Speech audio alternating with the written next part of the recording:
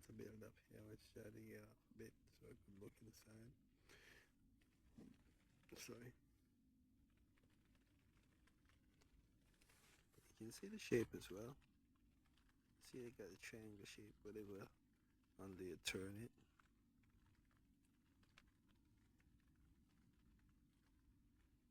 Yeah.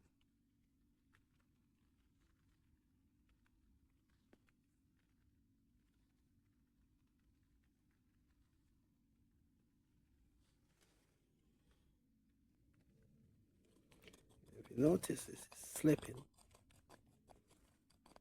When we're using this sharp edge, no, actually applying pressure, still slips, which is a good, because I twisted, so I'm using the sharp edge.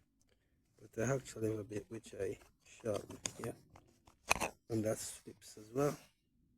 That's masonry drill bit. If you use it properly, it works. You just need to apply a bit of pressure because where it's not razor sharp. But you can see the hardness. It looks more to me like